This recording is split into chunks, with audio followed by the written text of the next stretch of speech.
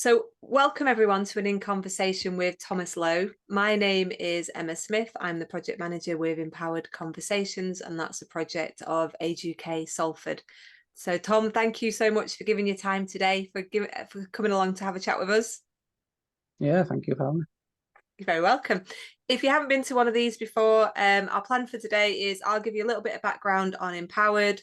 Tom and I then have a chat about his research, and then there'll be an opportunity for you to ask any questions towards the end. So I hope that sounds okay. So if you haven't met us before, Empowered Conversations, I guess we empower families affected by dementia to live the best life they can. And we do that by keeping channels of communication and connection open. We deliver communication courses for family caregivers. So we have Empowered Conversations, which is where Tom and I first met and started chatting. We have Moving Beyond Words. We deliver one-to-one dementia-focused therapeutic support through Empowered Carers. We have groups, and we also do these regular webinars for people. So it's a great platform for people to share lived experience, or for researchers to share their research, or professionals to share best practice. So that's what we do here. So thank you for coming along, and I think we're going to get straight into it, if that's okay, Tom. So today's conversation is going to focus on Tom's research, which is the golden years, ? Yeah. Tom, can you introduce yourself?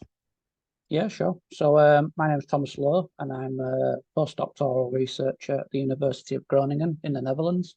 I finished my PhD in April this year, looking at older adult mobility experiences in the UK mostly. And I'm currently working on looking at India and seeing how things are happening there for older adults, and sort of working with the UK data and the Dutch data still. It's incredible how much the Dutch accent sounds like a Yorkshire accent, Tom. Yeah, well, yeah, we're good imitators, I guess. But no, I'm from Leeds, so yeah, I did my bachelor degree in Manchester, and then came over to the Netherlands for my master's degree, and then stayed for my PhD. But I'm very much Yorkshire through, I guess. Yeah. How much? Tom, why did you pick this sort of research area? What was it that led you to focus on this space? So my bachelor and master research was focused on domestic workers, people that would come into the home paid and often live in-house and then do the cleaning, cooking, things like that. And I looked at that in Hong Kong and Ethiopia in those years of my education. And what I noticed was people also looked after older adults. So that idea of caring for older adults, people with dementia, for instance, but also people just with frailties and age-related impairments. And I found it interesting, this whole care discourse and this idea of what it is to care. So then when I saw this PhD advertised, I thought it was a great place to continue this interest and look into more informal care and people who don't get paid but still have the responsibility of caring, often 24/7, and doing a wide range of caring activities. And also personally, my grandparents both had dementia, and I saw my grandfather care for my nana, and then I also then saw my grandfather get dementia and then be cared for himself. So I've seen the cycles of care, so to speak, and I've seen how care can affect people as I was growing up in my teenage years, and I always had that interest in, how do people care, and why is it difficult for people, and what things do they have to face, the challenges and in the everyday life. And I always found it interesting that, it's obvious that there's a person behind the carers. We use this title, this term carer, very broadly, and we sort of just slap it on people and then forget who that person is. And what I found, and what I always saw, was that I still had my grandfather there, and I didn't, when I was young, obviously, sort of naive, and you don't really think too much about it. But what I realized was that he was playing all these different roles. He was being a grandparent, but also being a parent to my mother, and also being a carer and being someone who's retired, someone with their own health issues, things like that, and all these different roles that people play, and caring is just one of them. But it looms large in their lives because it's such a thing in everyday life. It's something that's constantly there, and I think it's just interesting to really unearth the stories behind this label and sort of see these people as who they are, people with stories and things to tell. Yeah. And it's absolutely huge, isn't it? The impact it has on on a family caregiver's sort of mental health, their physical health. Yeah. It's enormous, and it doesn't quite often the focus is on the person who's being cared for rather than the carer themselves. Yeah. And I think given the nature of dementia, it's not something that's going to be cured anytime soon. It's not something that is really put on the top of people's agendas in terms of policymakers and governments. So we're going to see more and more people caring for more and more people, and themselves getting older, and then caring for different illnesses, not just dementia, but like people suffered from strokes and Parkinson's, and so it's not a one and done thing. It's not like, oh, this is a problem for now. It's a problem that's going to stay with us for many years to come. And it's if things don't improve in terms of care support and attitudes towards caring, it could get worse. People will need to spend more time doing something that they don't get paid for, they don't get time for, they don't get help with, and the carers will, unfortunately suffer as a result if things don't get better for them. And then the person that they care for suffers too, because if you can't care as best you possibly can, or you can't care in the way that you want to, then the person with dementia, for instance, is going to not be able to live a fulfilling life too, because that's what one of the issues is. We still see it as like a patient situation or a victim situation, but people with dementia can live just as much of a fulfilling life as anyone else. They're just living with dementia. They're not living in spite of dementia, or they're not living a worse life in a way. They can still have fulfilling experiences and still have loving relationships, but everything is at jeopardy because the support is not there, and people can't get the support, or they don't get enough support, or the right type of support. So it's an issue that seems to be under the surface in our public awareness. Like everyone knows someone who's a carer, but it's not as big of an issue as it should be. Like it's not making the headlines, so to speak. And it's a shame because no doubt anyone that's on this call or watching this video is a carer or will become a carer. So we're all involved and we're all implicit in the failings, so to speak, or how to make it better.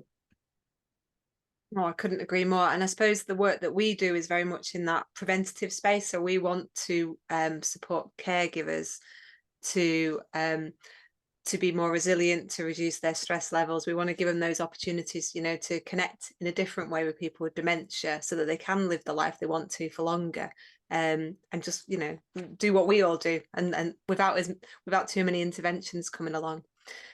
So I'm going to get back to your research. So the golden years, if anyone hasn't read your PhD, and I can't believe that anyone would come on the call who hasn't read your PhD, if you were going to sum up what it was that you were looking for with the research, how would you describe it? Well, I suppose the aim of the research was really to tell the stories that maybe we know people haven't so much heard of, or give an insight into the everyday lives of older adults generally, but then more specifically carers, because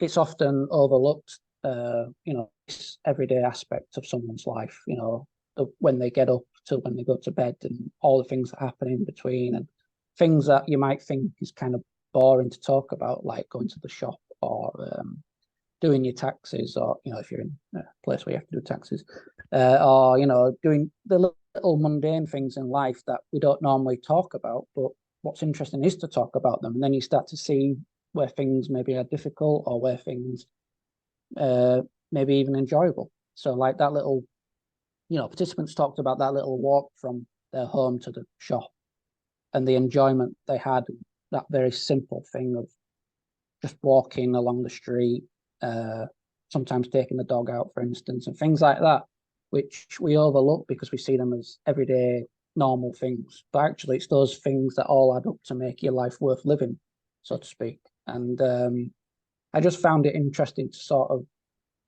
the aim of the book is to sort of see how these all create a story around being older and being a carer, and but also being more than that, being people, and sort of really sort of trying to put my participants, at the center of the discussion and saying like, these are people that are living their lives and experience so many different things. Some of the things are similar, some are different, but they all have different ways of reacting to these things. People, for instance, with retirement, some people can't wait to retire, and then others are sort of dreading it because they think, "Oh, what am I going to do, with myself and stuff like that." So even little things like that we think we understand, actually, there's lots more nuance to it. If you take the time to delve into people's stories. So that's basically what the thesis is. It's stories, and I sort of take meaning from people's narratives and try and see it in different perspective and say like, okay, if we want to look at, if we want to see caring as a role or as a thing that we do based on what other people say we should do, then how does that reflect in the real world of these people I've talked to? Yeah. And where were these people, Tom? Who did you speak to? So before COVID, I went to Lancaster and we spoke to people like in Lancaster, Morecambe, Ormskirk, those areas. And then after COVID, obviously, I had to do things remotely. So I stayed in the Netherlands and I contacted people via email and telephone and stuff like that. And that was more broadly England. So we had people from the south, the Midlands, west, east, all over the place. Yeah. Brilliant. Yeah, I mean, if we think about challenges to your research, COVID was probably the biggest and most unprecedented challenge that you couldn't have planned for. How did you work around that? Yeah, COVID was it was unexpected, and we had plans in place. We were even going to go back to Lancaster in April, I think, of 2020.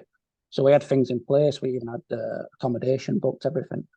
And then obviously in March everything shut down and international travel was stopped. So it took some time to sort of think, right, okay, what can we do and what can't we do? Because we want to keep people safe. We don't want to put people in jeopardy. We want to follow the rules, of course, and we also want to be ethical. We don't want to demand people to do something when they've already got so many other demands in life. So we really had to think about what we're going to do and how we're going to do it. And that's where the whole drawing activity came from, and the way of talking to people on telephones, and trying to minimize the amount of time they have to put effort in, and trying to make sure that we don't sort of take over precious time that they have, because during COVID, obviously, a lot of people's caring roles were multiplied. They had so much more to deal with because daycare was closed, for instance, or the coffee moments they had when in the mornings were suspended, and various things, or if they were at risk, then they had to shield, and all these things that meant that the caring role was intensified and made more difficult to deal with. And we didn't want to add to that difficulty.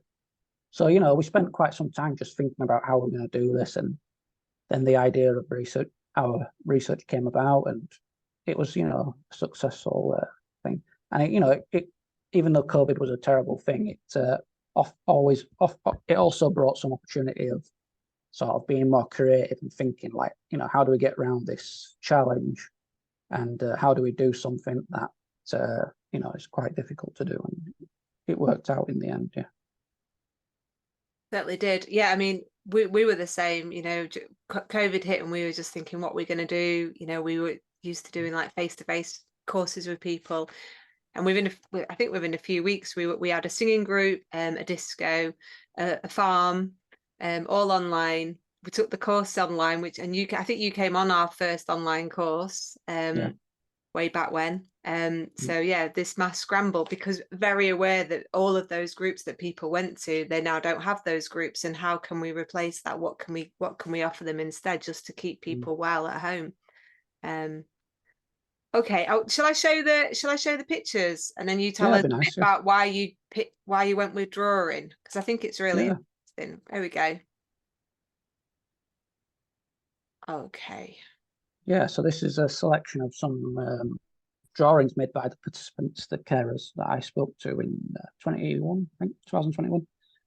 So the idea what I had with the research was to get a sense of how things change when you become a carer over time, and not just now, but in the past and in the future. So I came up with this idea of asking participants to do free drawings in whatever form they want.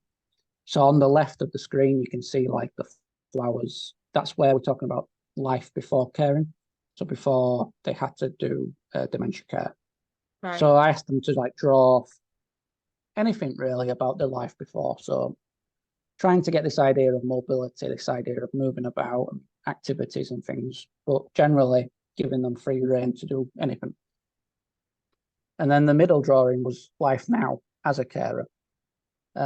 Obviously, there was some tricky issue about COVID. So, when I said now, it was during COVID pandemic. So I tried to get them to think about not just now as COVID, but also life um, before COVID, but now, so to speak, Hmm.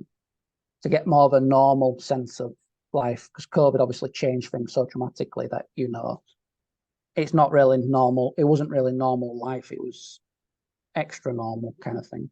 Yeah. And then the third drawing on the right is future, and this was where they could think about future of their role as a carer. So still as a carer, looking after someone with dementia, or after that person passed away or went into a care home, for instance, or when their care role changed in some way. So I left that open for them to interpret too. They could draw whatever they want, and as you can see, they did. They really went some different ways of it. So like the top row is one participant where they did quite some, I don't know, I suppose you could call it artistic, Hmm. metaphorical sort of drawings. And then on the bottom row, it's more um, obvious. So it's more like practical. Like they talk about in the middle drawing, they talk about dressing their loved one and taking them in the wheelchair, bringing the food to the bed and stuff like that, and the washing machine and toilet, things like that. So the participants, all drew in very different ways and drew different things. And I think that's one of the strengths of the method. Yeah. Tom, I've got two questions. So the three drawings at the top, they're all by the same Mm. person. Yeah. Yeah. I mean, it's very hard hitting, isn't it? So you're going from Mm. flowers and bees, that sort of Yeah. sense, and then we go straight into prison. Looks like Yeah. prison to me. It Yeah. looks like bars and Mm-hmm. and a clock, I think, and then just that huge question mark, that uncertainty. What is the future? I don't know what the future is. I can't even see what the future is. Yeah. Can you sort of recall chatting with that carer, and is, have I captured what they were trying to say with Mm. their drawings? Yeah, basically. So I guess a little bit of background. The person doing the caring was the daughter of someone who had dementia, her mother. And this woman was quite independent, and very, had a career and was working, didn't, was doing her own thing, of course. So this whole drawing of the flowers and the bees was sort of like spring, where everything's bright and everything's alive and moving, and there's lots of activity, like in springtime.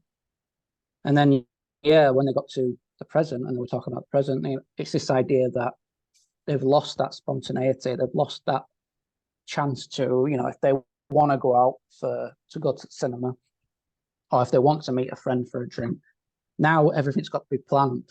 So they've got to plan it. They can't just go out and do what they want, or they can't go out and leave the house for several hours because they always know they've got to go back to someone to look after them, or they've got to make sure that that person is safe and secure and able to stay alone for a few hours if they can. And that's the whole thing of time, the clock. Oh, okay, yeah. They talked about they're constantly looking at the clock, like, oh, I left at 12, I need to be back in a few hours because otherwise there might be trouble at home, or they might got into some difficulties. So it's that clock watching, constantly thinking like, oh, I've been out, I need to go soon. And it sort of reduces the enjoyment of that time then, because if you're constantly looking at the clock and thinking, oh, I need to go soon, or I've been gone an hour, 2 hours, 3 hours, you can't enjoy the moment that you're having with friends, on your own, whatever. And then the same for the last drawing, where the participant just doesn't know what's going on in the future, can't make heads or tails of it. The whole thing of the arrows is like all these ideas intersecting, like these futures. Like, they don't know if they're coming here, they're going there, they don't know what's going to happen. It's just such a big question mark. And, it's exasperated by the support networks in place and themselves getting older because, at the moment, yeah, they might be physically capable to do all the caring, but in 5 years' time, who knows? Things might have changed. They might have a health issue, or they might have, they're just getting older. So the future for a lot of participants was uncertain, and not in a, oh, I don't know what's going to come along, but in more of a like, oh, I don't know what's going to happen, in a very pessimistic view, I guess. And I suppose that added complexity was around COVID because the support that might have been available to people was withdrawn, wasn't available, was only available in a certain way. So you've got that added difficulty for people, haven't you? So I wonder if that comes through in the drawings. Yeah, to some extent. I think a lot of participants did take a more neutral look and sort of looked at more at the normal life without too much COVID. Okay. And those that did talk about it sort of signaled, like in the next drawings on the next page, they signaled that where the COVID came in, kind of thing. So they were like, this is the normal thing, and I've added a little extra for the COVID to show how things have either gotten worse or, things have been made more difficult. So, like, I think this participant at the top with the prison, he said, this is maybe in COVID, but outside of COVID, the bars would only be a little bit wider. So I could escape a little bit, but I'm still trapped, so to speak. Yeah, and conversations that we had with carers during COVID was that life actually hadn't changed at all. So for carers who didn't go out and access this group or that group or whatever, life hadn't changed for them at all. In fact, life had got a bit easier because people had more empathy at that point, because everybody was in the same situation. So people had more empathy, more understanding for what their life was like, which is interesting. So the pictures at the bottom. So we've got, I like how we've, the couple there with the love heart. So on the first one, they're holding hands. Both smiling, and then on the second one they're not holding hands anymore. One person is smiling, one person now isn't smiling. So even if you just zoom in on that and you forget everything else that's in there, that tells so much, doesn't it? Yeah, definitely. I think it's interesting because they also, they drew these with purpose, like they knew what they were drawing. But when you talk about it afterward, you start to see a few little things like, oh, my face is just a straight line. I'm not smiling, and we're not holding hands, but the love is still there. And it's these little moments or little things in the drawings that maybe subconsciously they put in, but when they talk about it, they're able to elaborate and sort of say like, oh yeah, this is how I feel now. I still love my husband or wife, but there's a lot of difficulties and struggles there, and it's making things more difficult for me. And I think with those two drawings as well, you can see how you go from the fun stuff of all the friends around the table drinking and eating and music Shocking. and stuff, and then go straight to doing tasks, Yeah. cleaning, cooking, complete change in what is being depicted. I do like there is still a tiny bit of music in there, isn't there? On the second one. Yeah, it's still hopeful. Like Yeah. they even wrote like love, and there's a love heart, there's a bit of music, and they are even with the wheelchair. There's a hint of a smile there, so it's not all doom and gloom, which unfortunately it sometimes comes across as it's doom and gloom when you do research with people and dementia and carers. But actually, there's a lot of positive things that do come out of it, and people still have very happy and fulfilling lives. It's just that there's challenges, Mm. things that you have to overcome on a daily basis. Yeah. Of course there is. Let's see. Oh, just going to come off that one. I think it's so impactful seeing those drawings, especially like the last one, with the coffin and the broken heart and the tears. Mm. There was another one that you sent me. Let me just bring that one up. This one's totally different to that one.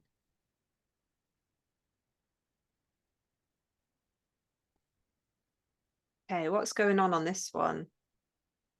Yeah, so this is the quite an abstract drawing Sorry. the participant made, and the order's the same. So the before drawing, it's lots of colours, and what they were trying to essentially say is that their life was full of colour. Lots of things going on, lots of interesting things, things that they enjoyed, and lots of variety. And then the middle drawing shows that how dementia or being a carer starts to change that. So it's still there in the background, like they still do things and they still enjoy things, but there is sort of black boxes and these tangles, so to speak, where dementia comes in, and the role being a carer starts to affect things, and it makes it less enjoyable and causes issues in that. And this is where sort of the COVID came into it as well, kind of this idea of these sort of the greying of the colour of life, this sense that life's not as colourful as it used to be, but it's still something there, to hold on to. And then the participant keeping the page blank on the future purposefully. They chose not to draw anything because they just didn't know. They didn't know what to expect in the future. It was kind of a blank slate. They didn't know, they weren't positive, negative, or anything. It was an ambiguous thing what the future could be. Yeah. It's interesting that they went with those tangles.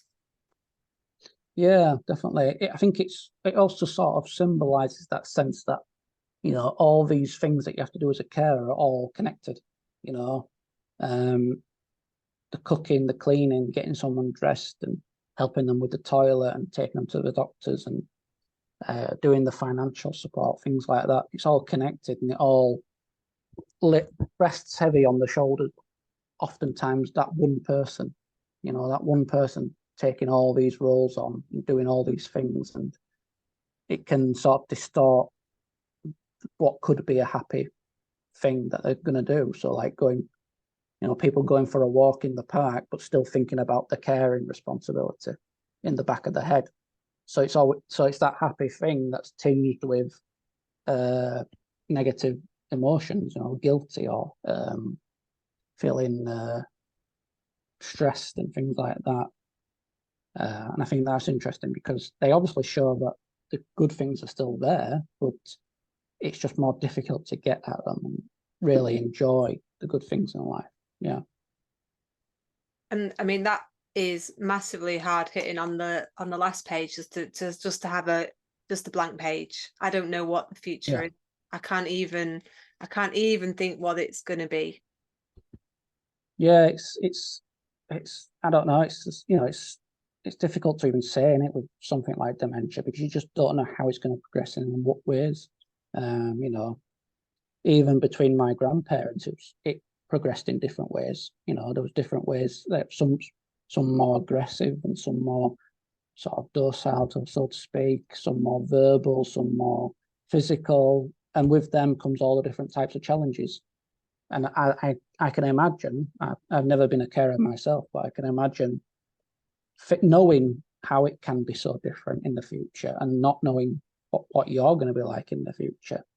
You know, how can you even guess at what's going to come? You know, how can you even prepare, really? You know, you can put in all the physical preparations as possible, handrails and walk-in showers and help with cleaning and things like that. But when the dementia does progress, or when it changes, or when something happens, it's even those things might not be enough, or they might not be the right things, you know. Mm. And we very much see that some carers will go with the knowledge, knowledge, knowledge. I want to know everything. That'll be their approach. And some will not want to know anything. So we are even less prepared for what might come in the future. So, you know, that Yeah. back to the big question mark and the arrows or the blank page. I just don't even know what the future is going to look like. And even if you know, I suppose you could have all the knowledge in the world, but it might not pan out that way. So I suppose it's down to individuals. Mm. Yeah, definitely. And I think you know, there's no one thing fixes all kind of thing. You know, there's no bandage that you can put on it and say that's done. That it's so individual that what works for one person doesn't work for another, and I think that's what we need to recognize more. And I think that's what I tried to do with my research is if I focus on the individual, then you see the problem as individualistic as well. You know, it's all dementia, but the players involved, the people involved, means that it's not the outcomes are not going to be the same, and the challenges are not going to be the same, and neither are the solutions, if there are any. So seeing the individual there is incredibly important, I think.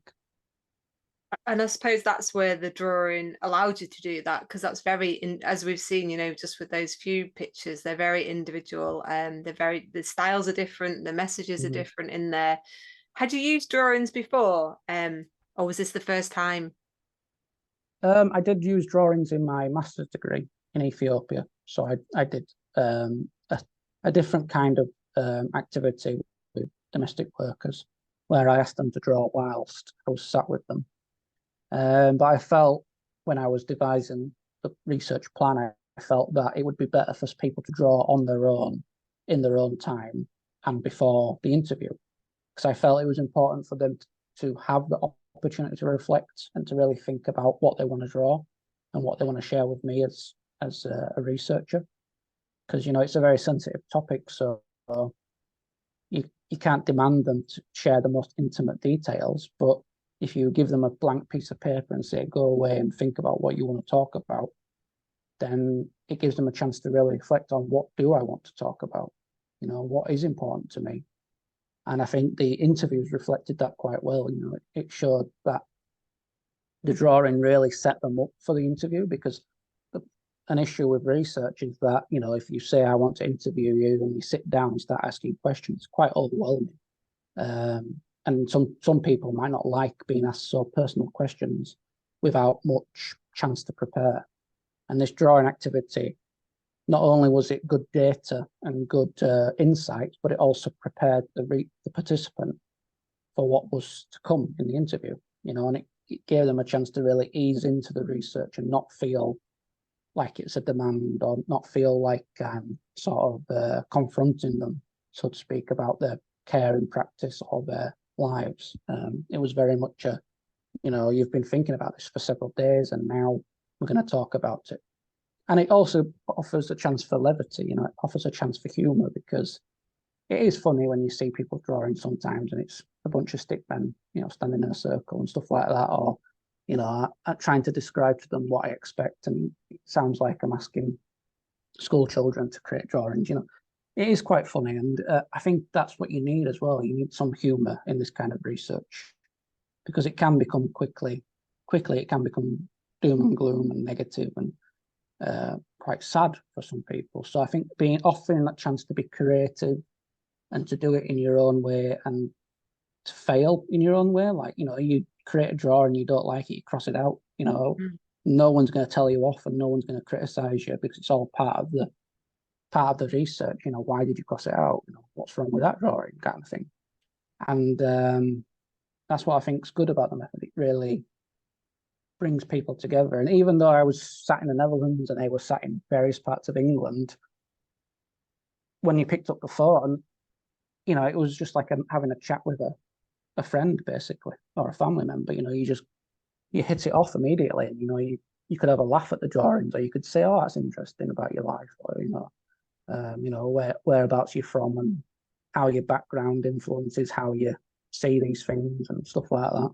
So it's quite, it breaks the ground a bit and makes it easier to be work together rather than sort of me as a researcher demanding things of people.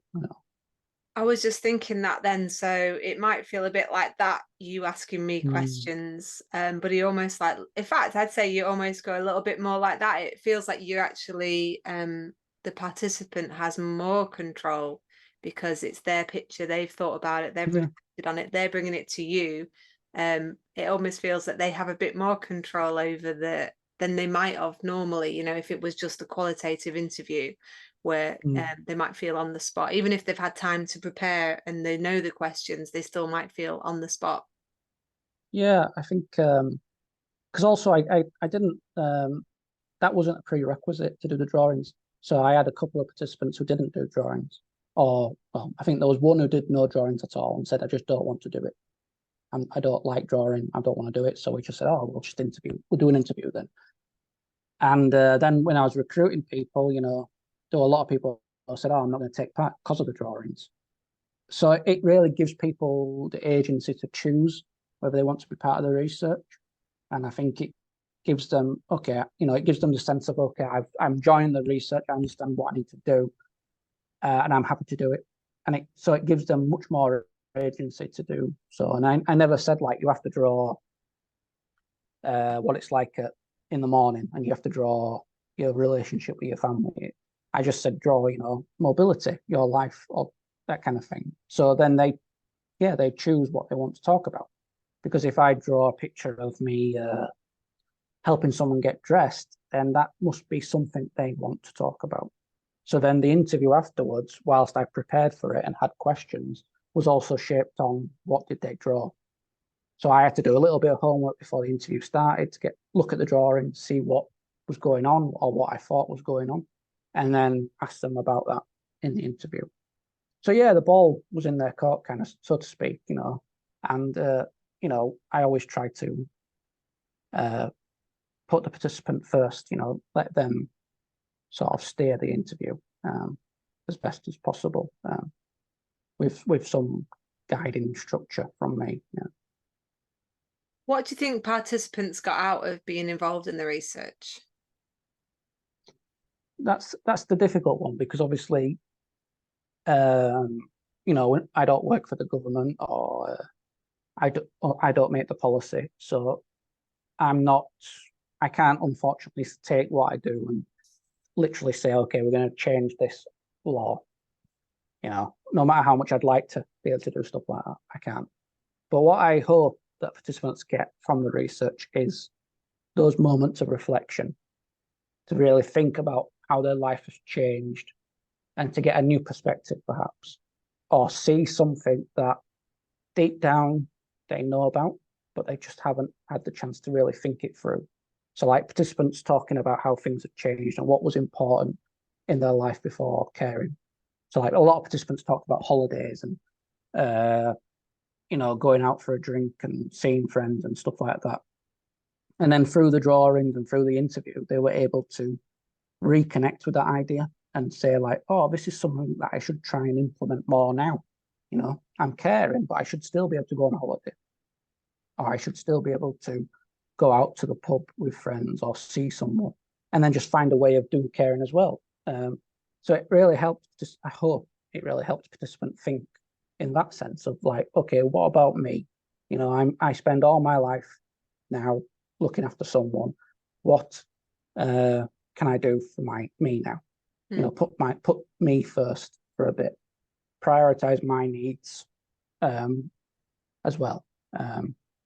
And I think also because we talk, we're not doing a blame game. We're not saying like, oh, you have to be a good carer and this is how you care. We're just listening to people and we just sort of make it, making interpretations and saying like, oh, well, this seems like something, blah, blah, blah. That I think that also opened their eyes to the fact that they do deserve time to themselves and they do deserve to enjoy their lives, and I think sometimes participants won't see that because, it's so important to care for them and because they love the person they're caring for and they forget about their own well-being and their own lives. And I hope that the research sort of reignites that light in them to sort of go and enjoy themselves again, if they're not already, or, go on holiday. You might feel guilty about putting someone in formal care for a few weeks, or you might feel guilty about asking someone else to help you, but you deserve that time. It's important that you also enjoy your life. You've already done a good job of looking after someone and you do your best in every possible way. Now you take some time for yourself, and it's okay to ask others for help. That's a big problem, I think, with care, is that people see it as their job. They have to care. I'm his husband, wife, whatever, so I have to care for that person. Or I'm the son, daughter, so I have to care for that person. And, you can argue about that, whether or not, you have to do anything.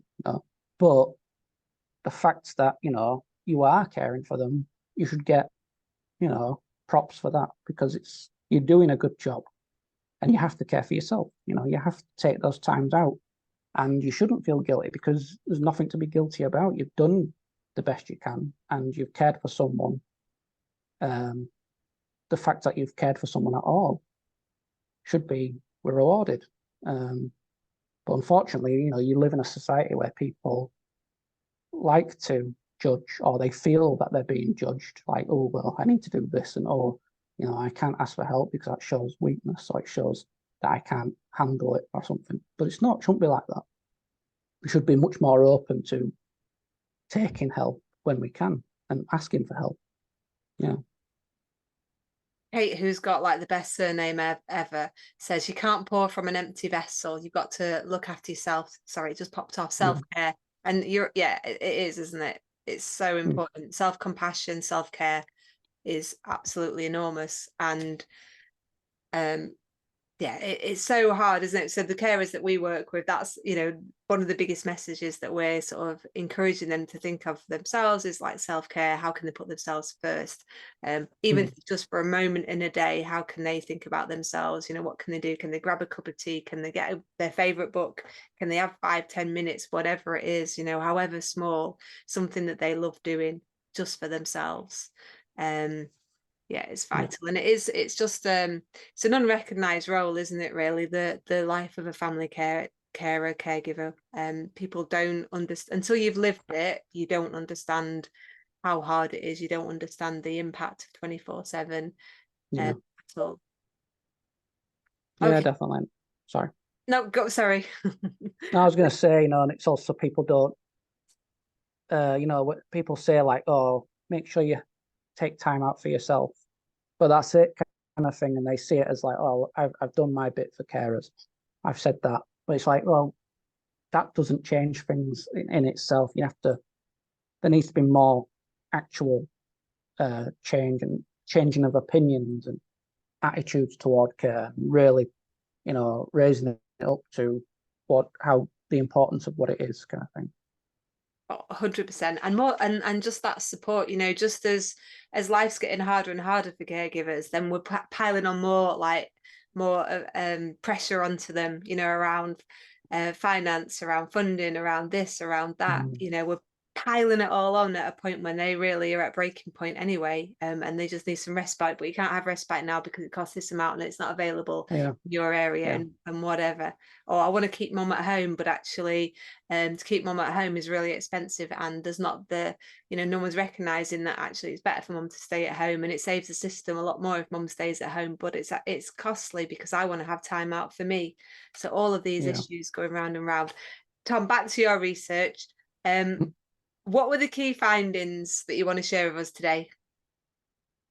Um, so I think to speak more generally of older adults, I think one of the key findings is that we all experience things in life, these moments in time, these events like retirement, like dementia, developing dementia, becoming a carer, all these things. We all experience them, but we experience them in very vastly different ways, and they affect us in vastly different ways sometimes, but also sometimes very similar ways. And I think it's important to understand how we sort of negotiate these life events, and really think about, okay, we know these kind of things come up in life. They've all been coming up for years and years, and people have all experienced them. So what can we do as a society, as policymakers? What can we do to help people at these moments in their lives when they need the help? And that's what, and I talk about in one of my chapters. I talk about how, you can adapt in advance. You can get ready for a life event. It doesn't have to be a reaction. You don't have to all of a sudden have a dementia diagnosis and then the gears start moving and things start taking shape. We can sort of prepare ourselves mentally and physically and in the house and in society for these events. And then when it does come up, which for a lot of people it will come up, these sort of situations, it won't be such a blow.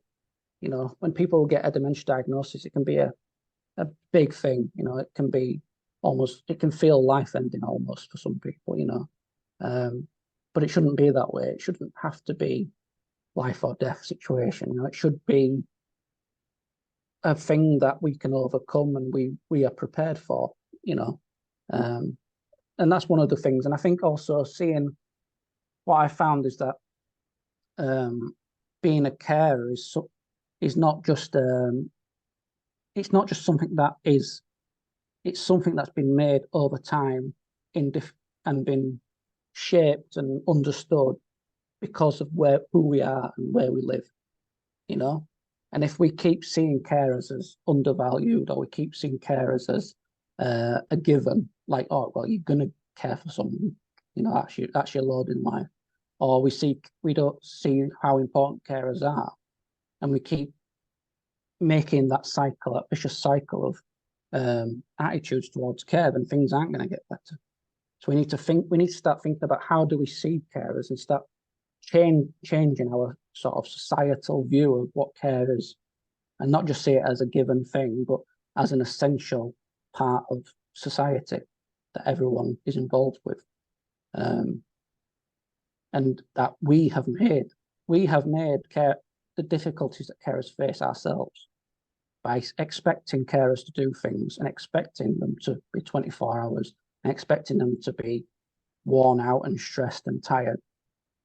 Then we are just making it worse ourselves. So we need to change that view. We need to see carers as people who need help too.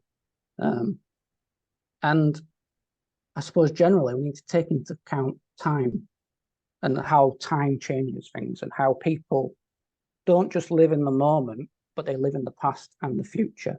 And all these things come together and shape who we are and how we live and how we experience life. What happened to you when you were 20 years old can still play a huge role in your life as a 70-year-old. That wish to climb a mountain when you were 20 doesn't just die away and is forgotten. It shapes you as a person. And we need to understand that when we talk about carers, because they had ambitions when they were younger. They had ambitions 5 years ago, 2 years ago, 1 year ago. And that stays with you. Once you become a carer, it's not a clean slate. You don't just wipe all those experiences and memories away. They stick with you. And that shapes who you are as a carer and shapes who you are as a person just living their life. And I think that's hugely important to understand, because if you don't allow them to have their past and have those ambitions and try and do the things that they want to do, they're not going to be living happy lives. They're not going to be living lives that they enjoy, and that will have a detrimental effect on how they care. If they're not happy, how are they going to make someone else happy, the person they care for? And how are they going to recapture that care afterwards in the future? Or how are they going to remain happy through this time? or at least live the life they enjoy, kind of thing. So there's some findings, I guess, some key findings. Thanks, Tom. I think that's really powerful. So it's your opportunity to ask Tom a question now. So if you want to drop it in the Q&A or the chat, we'll pick it up there. So I'll give you a couple of minutes to do that while I ask Tom. What's next for you around this research, Tom? What's happening now? So now we're collecting data in India, in Bangalore. So we're doing similar research in India, looking at older adults and their mobility. And we'll also be talking to some carers there as well. And for me, after this year of doing this kind of research, I would like to continue working with carers and sort of exploring how we care and why we care. Because I think if you understand those questions, then you can see more clearly why it's so important. Because for me and you, it's obviously very important. We understand that, but it must not be obvious to other people, because otherwise it'd be at the top of the government agendas, and it would be at the top of everyone's agenda. People would be talking about it. But unfortunately, it's not seen as important as it should be. So really, it's about sort of creating that awareness, and also I just like letting people tell the stories. These carers, I think it's really important based on my personal connection to care and things like that. I think it's hugely important that these people do get a chance to, if they want to, tell their story, and try and make people aware of what it is to be a carer, not just the difficulties, but also the enjoyment and the all the other feelings that come with care. So I think it's just what I want to do is just continue really, giving people a chance to talk about their lives as carers. And also I want to carry on with the drawings. I really enjoy doing this artwork with people, and I think it's something that could be quite interesting to continue, and could be a nice way of getting those stories told, I think. Thanks, Tom. I mean, we use drawings in our Empowered Conversation, session 6. That's a drawing, like what's changed for you. So we get people just to think about what's changed, and then to capture that in a drawing, and it's massively impactful. And you whack it on the fridge and just remind yourself what has changed. It's a 6-week course, so it's quite an intense long course, but getting them to think, well, that has changed. Yeah, I am more in the moment with someone. I'm conscious of like not asking too many questions. I'm conscious of not trying to do too many tasks and just be with somebody, when I first make that connection. I'm not sure we've got any questions coming forward, which is absolutely... Oh, there we go. Kate said, thank you so much. Really helpful and interesting. Sorry, I have to go to a growing old graciously. Okay. Thank you, Kate. Lovely to have you on today. Sorry, I have to go to a growing old graciously webinar, reconciling with our past. Wow. Okay. Well, Kate, enjoy that. And thank you for coming along today. Brilliant. Tom, I think we're going to draw a line there, and I'm just going to say thank you so much for giving your time today to share your work. It's really, really interesting, and I'll be lovely to continue the conversation, find out. I'd be really interested to understand, are there any differences between family caregivers in England, in the Netherlands, in India? I don't know if you know that already. Are there any striking differences, or are people and doing the best they can? I think to sort of say briefly, I think what's interesting is that there's a nice mix of similarities, but also differences. And obviously you think somewhere like India and somewhere like the UK is quite different, but it's actually quite surprising to see the same sort of story being told and the same sort of narratives. But like, Karen said, there's cultural differences, and really that's what we want to delve into, is like, how do these cultures fare with the same role that everyone's taking? Everyone's being a carer, and everyone's caring for someone with dementia, perhaps. But even just caring generally, it's a similar role, but you approach it in so many different ways. And I think, we talked earlier about even in the UK, there's so much difference. Like if you go from Manchester to Liverpool, Leeds, London, things change drastically in how care is done. So then it'd be great to see, once all the research is done, how things are different in India as well, or similar. Because I'm not just looking for difference. I'm looking for, how are we doing things the same, and why are we doing that the same way? It's the similarities are just as important as the differences, I think. Yeah. Definitely. So I think we might have to invite you back to share the findings from that research. Yeah, I'd be happy to come back. Yeah. Karen said, thanks so much for sharing your research. Pictures speak 1,000 words and can be easier to draw to initially speak out loud. Yeah, you're absolutely right. So Karen's one of our facilitators on Empowered Conversations, so she knows the power of drawing. Yeah, you, Karen. yeah. Brilliant. Yeah, thank you very much. Thank you so much for your time, Tom, and let's stay in touch. Yeah. All right. Thank you. Take care. Bye-bye. Later. Bye-bye.